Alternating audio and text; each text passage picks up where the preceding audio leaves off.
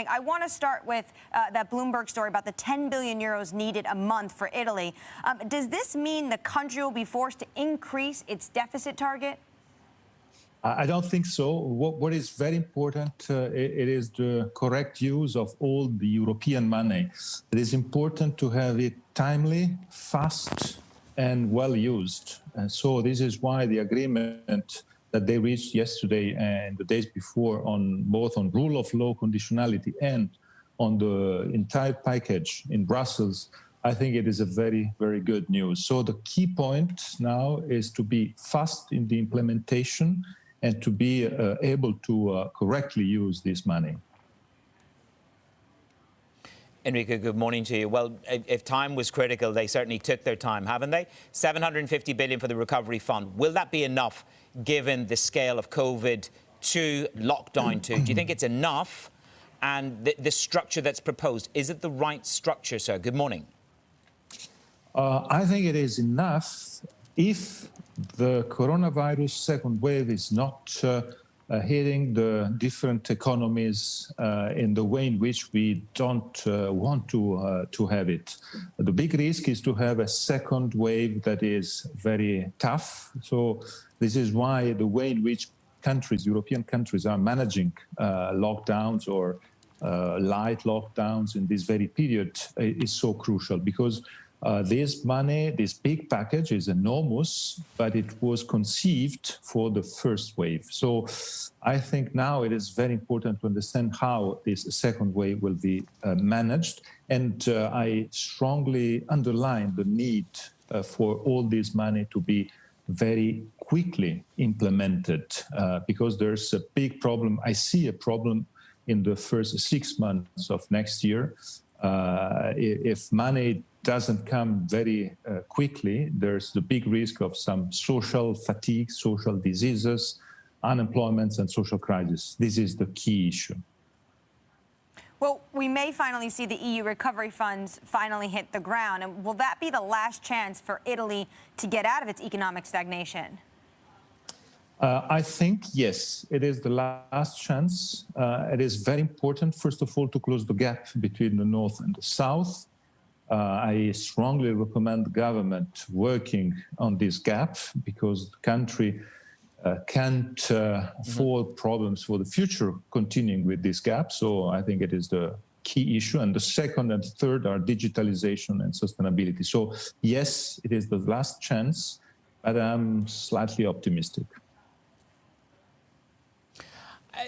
We look at the latest news, Enrico. We have a new president-elect, Mr. Biden. I know you're familiar with him. 48 hours into the job, Europe smacked him with smacked America, I should say, with $4 billion worth of new tariffs. It's a timely reminder. It's not going to be an easy one-way trade with the Biden administration to settle trade. Is it going to be a bumpy ride in 2021 for Biden? It's not going to be plain sailing, is it, with the EU-U.S. relationship?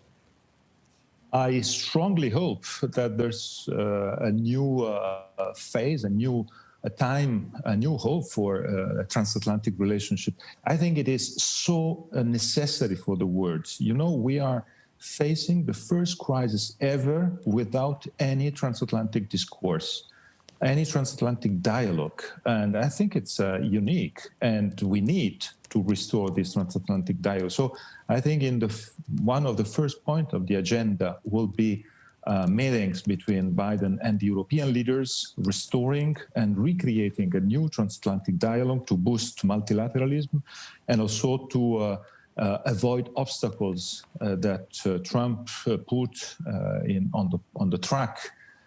For instance, of course, protectionism is one of them, climate change agreements. So there's room to be very fast and to restore this transatlantic dialogue. I think also G7 has to be restored as a place where Western countries can try to organize their own responses to Chinese deals or to other key issues in the world. So yes, multilateral places are very important today, and the relationship between the US and the European Union will be very important in the next future.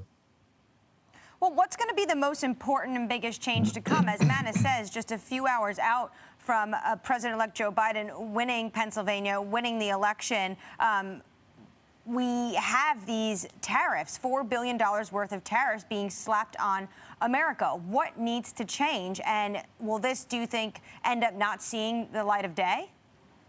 It is important, yes, but if you ask me what is the first point or the first request, the first hope, I will say Brexit, because Biden can force or can suggest Boris Johnson to be wise in the last days of negotiations. And we need a deal. We need avoiding a no deal on Brexit. Consequences of a no deal would be, I think, horrible for the European economy. So my point is that even before January 20, Joe Biden can play an important role for Europe, suggesting Boris Johnson to be wise. I'm fascinated to see that you think that Biden can force Boris Johnson to do anything. Can we ask you to close off the conversation, sir? What's the one thing that needs to be done to build a stronger global economy going forward as we come out of COVID? I think it is very important to avoid today the relaxation because of the vaccine. I see the risk. I saw yesterday Mr. Fauci saying very clearly, vaccine is a very important news, but we need time. And in this period, we have a big risk. So I think it is very important to have coordination among countries to continue to apply measures and to help people to be reliable, to be accountable, and to avoid new risks. I think it is very important in this very period before vaccine arriving.